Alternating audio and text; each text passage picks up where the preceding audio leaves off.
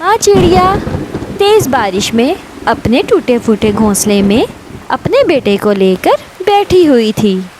मेरा बेटा सुरक्षित है ना? हाँ माँ, मैं तो सुरक्षित हूँ, मगर आपके पंख भीग रहे हैं और आपको ठंड भी लग रही होगी।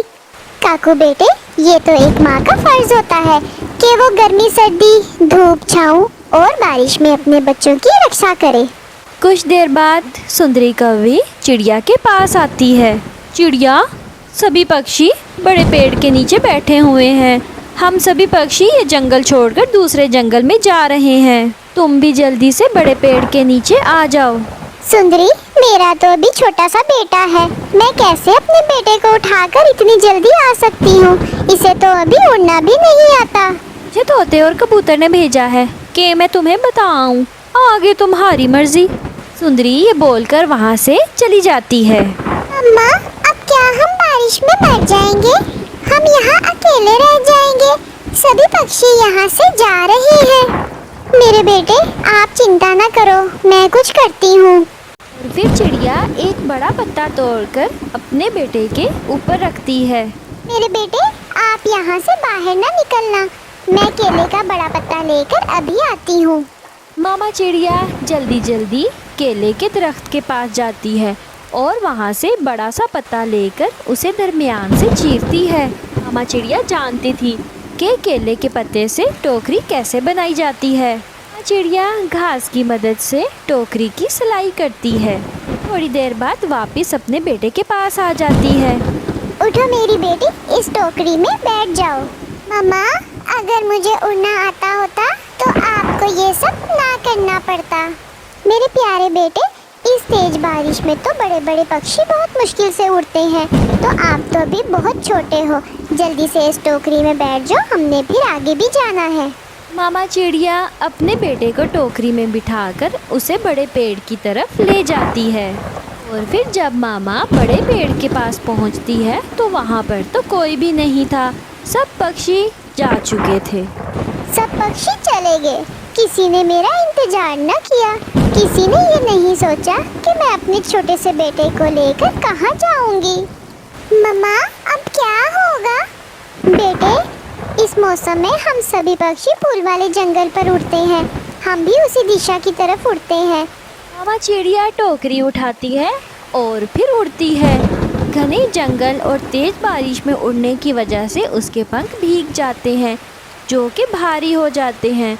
वो थोड़ा सा आगे जाकर थक जाती है और वो थक कर एक पेड़ की डाल पर बैठ जाती है।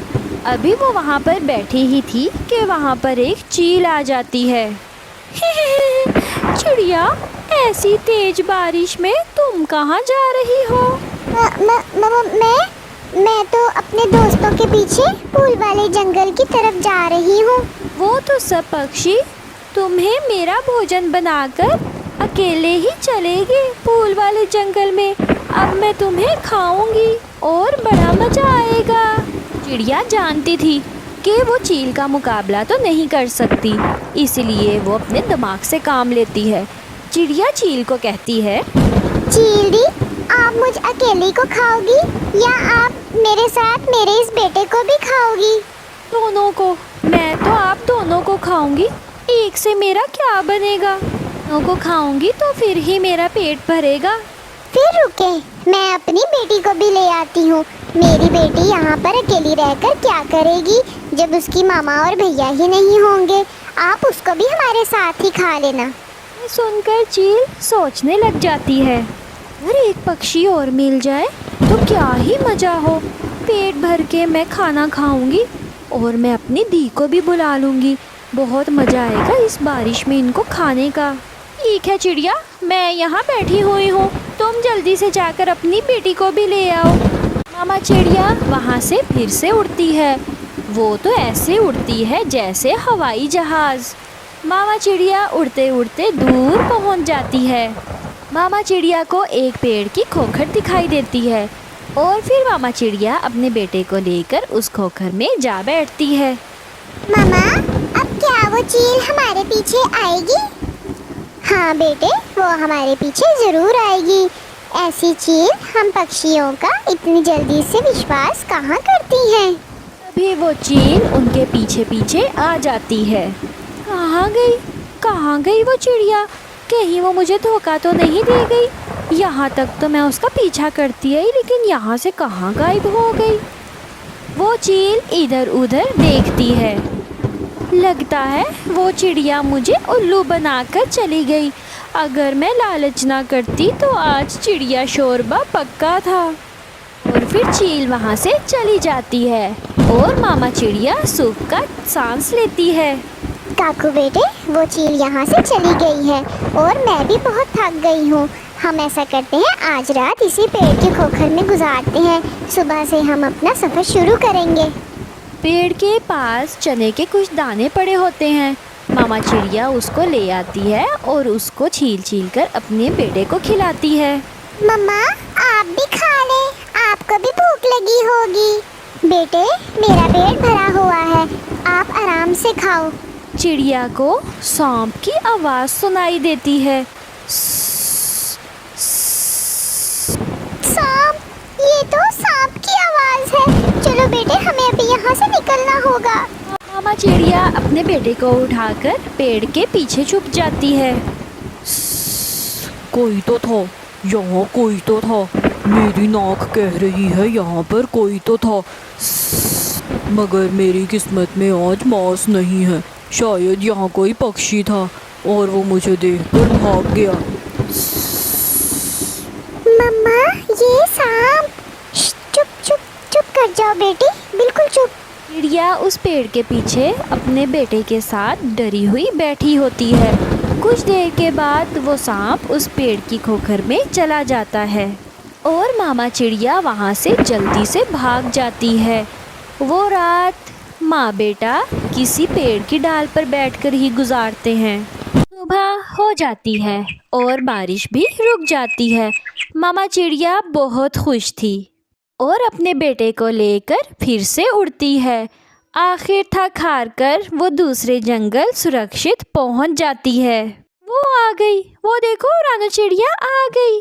तोते, मुझे तो रानू चिड़िया को देखकर बहुत शर्मिंदगी हो रही है। चिड़िया भी वहां पहुंच जाती है। सुंदरी और तोते, मैं तो सुरक्षित पहुंच गई, लेकिन तुम लोगों ने वहां पर मेरा इंतजार नहीं किया। मुझे बहुत दुख हुआ और मैंने बहुत मुश्किल रात गुजारी।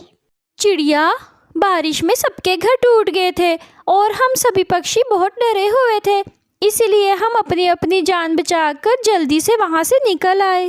आंटी, अच्छे दोस्त किसी भी मुश्किल समय में अपने दोस्तों का साथ नहीं छोड़ते। मेरी दोस्त मेरी मामा है और हमेशा मेरी मामा ही मेरी दोस्त रहेंगी, क्योंकि उन्होंने कभी मुश्किल में मेरा साथ नहीं छोड़ा। और फिर मामा चिड़िया एक पेड़ देखकर वहाँ पर अपना घोंसला बना लेती है और खुशी खुशी अपने बेटे के साथ वहाँ पर रहने लग जाती है। काकू और सुंदरी कवि का बेटा विंगू कौवा एक पेड़ की शाख पर बैठकर आपस में बातें कर रहे थे। काकू, चलो आज इंसानों की बस्ती में आम खाने चलते हैं। नहीं विंगू दोस्त, मुझे आज अपनी मामा के साथ काम करना है।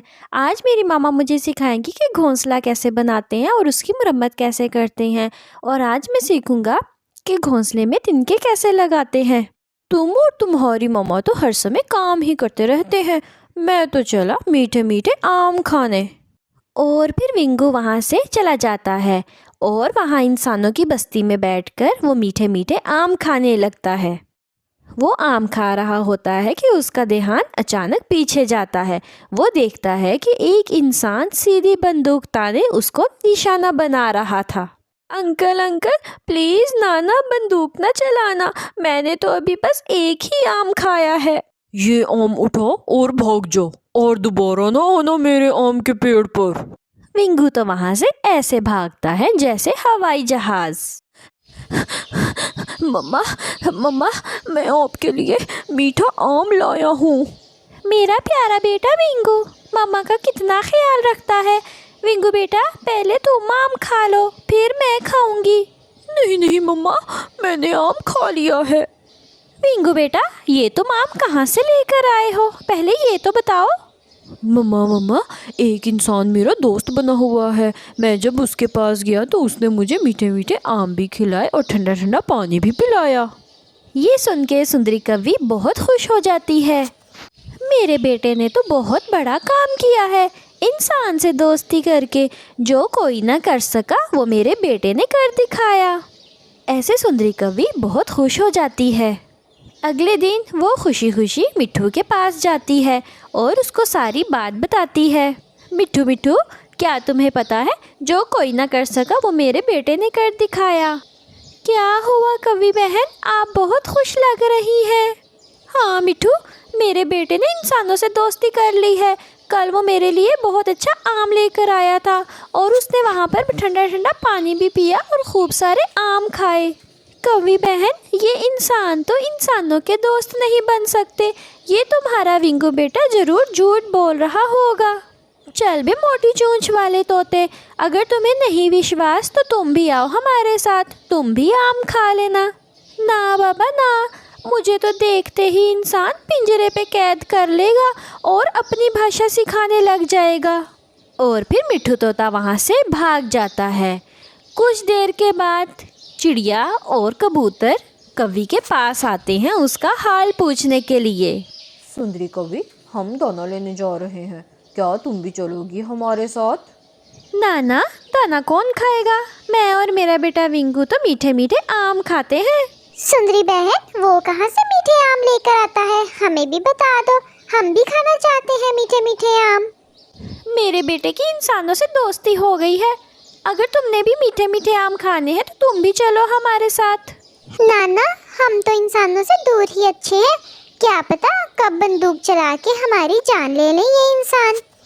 और फिर चिड़िया और कबूतर अपना दाना लेने के लिए वहाँ से चले जाते हैं। और फिर सुंदरी अपने घर जाती है। विंगू बेटा, चलो आम लेने चलते हैं और तुम्हारे दोस्त से भी मिल आते हैं। मैं भी तो देखूं कैसा है मेरे बेटे का दोस्त। विंगू ने तो अपनी मामा से झूठ बोला था, इसीलिए वो अपनी मामा को सच बताने से डरता है। लेकिन फिर वो अपनी मामा को कहता है, मम्मा मम्मा चलो मेरे साथ, देखना मेरा इंसान दोस्त मुझे कैसे आम खिलाएगा। और फिर विंगू अपनी मामा को साथ लेकर इंसानों के खेत की तरफ उड़ता है। मम्मा मम्मा, यही है मेरे दोस्त के आम के सारे दरख्त। मैं तो मीठे मीठे आम खाने लगी हूँ, तुम्हारा दोस्त न जाने कब आएगा। सुंदरी कवि मज़े मज़े से आम खाने लग जाती है और उसका बेटा विंगू इधर उधर देख रहा होता है कि कोई इंसान ना आ जाए और उसका झूठ ना पकड़ा जाए। और फिर अचानक से एक रस्सी आती है और सुंदरी कवि जाल में फंस जाती है। और विंगू जल्दी से उड़ता है और किसी दूसरे पेड़ पर जाकर बैठ जाता है। विंगू, विंगू बेटा, मुझे यहाँ से बाहर निकालो, ये तुमने मुझे कहाँ फंसा दिया है। मम्मा मुझे क्या पता कि आज इंसान बंदूक नहीं बल्कि जाल लेकर आया है। इंसान भी वहाँ पहुँच जाता है और सुंदरी कवि को जाल से निकालकर पेड़ से बांध देता है। अब तुम यहाँ पे भूखी मरोगी तो फिर ही पता चलेगा तुम्हें। और फिर विंगू कौवा जल्दी से जंगल की तरफ उड़ता है। इंसान, मेरे बेटे विंगू ने कहा था कि तुम उसके दोस्त हो।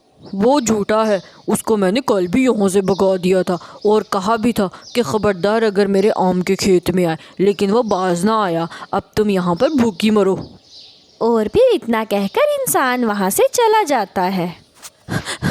आंटी चिड़िया, आंटी, मेरी मम्मा को इंसान ने पकड़ लिया है। प्लीज़ मेरी मदद करें, प्लीज़ उनको बचाएं। विंगू बेटा, इंसान तो बहुत जालिम होता है, वो तो तुम्हारी मामा के साथ साथ हमें भी पकड़ लेगा।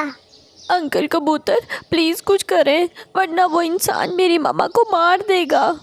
चिड़िया, किसान की पत्नी तुम्हारी बात मान लेगी। जाओ उससे जाके विनती करो कि वो हमारी कवि को छोड़ दे। ठीक है कबूतर भैया, मैं जाके कोशिश करती हूँ। और फिर चिड़िया और विंगू जल्दी से किसान की पत्नी के पास जाते हैं। किसान की पत्नी खेत में काम कर रही होती है। माँ जी, बचा लें, कृपया करके बचा लें। इस छोटे कौवे की माँ को किसी इंसान ने पकड़ लिया है, आप प्लीज़ उसको छुड़वा दें। चिड़िया, इस कौवे की माँ ने ज़रूर कोई ना कोई गलती की होगी या कोई चोरी की होगी, वरना इंसान ऐसे ही परिंदों को नहीं पकड़ते। आम आम चोरी किए थे हमने इंसान के पेड़ से, लेकिन प्लीज़ मेरी मम्मा को छोड़ दो। विंगू बेटा, तुमने अपनी झूठ की वजह से मामा को मुसीबत में डाल दिया। तुमने मामा से ऐसे झूठ क्यों बोला कि इंसान तुम्हारा दोस्त है, जबकि वो तुम्हारा दोस्त नहीं है? ये समय इन बातों का नहीं है, चलो तुम मेरे साथ चलो अभी। और फिर किसान की पत्नी चिड़िया और विंगू कौवे को लेकर इंसान के पास जाती है। किसान जी, इस कौवे को अभी छोड़ दीजिए, इस कौवे का बच्चा अभी बहुत छोटा है। ये कौवा छोटा नहीं बल्कि झूठा है। इसको मैंने यहाँ से कल भी भगाया था और फिर से आज ये यहाँ चोरी करने आ गया। माफ़ कर दें, अब मैं और मेरी मम्मा कभी भी यहाँ पर नहीं आएंगे। अब अगर दोबारा मैंने तुम्हें यहाँ पर देख लिया तो मैं सीधी बंदूक से मारूंगा तुम्हें और तुम्हारी माँ को। और फिर इंसान सुंदरी कौवे को छोड़ देता है और सब जल्दी से जंगल की तरफ उड़ते हैं। सुंदरी जी, मैं ना कहती थी कि इंसान से दूर ही रहो। इंसान के मीठे फल खाने से बेहतर है हम ज़मीन पे गिरा हुआ दाना खा लें। चिड़िया, मैंने मौत बहुत ही पास से देखी है। अब तो मेरी तौबा कि मैं इंसानों की बस्ती में जाऊं। और विंगू, तू घर चल, मैं तुझे बताती हूँ। और फिर सुंदरी कौवी घर जाके विंगू की खूब पिटाई करती है और उसको बताती है कि झूठ बोलना अच्छी बात नहीं है। प्यारे दोस्तों, इस कहानी से हमें ये सीख मिलती है कि हमें कभी भी झूठ नहीं बोलना चाहिए और अपने माता पिता के साथ तो बिल्कुल भी झूठ नहीं बोलना चाहिए। वो हमारे बहुत अच्छे होते हैं, वो हमें खाना खिलाते हैं और हमारी रक्षा करते हैं।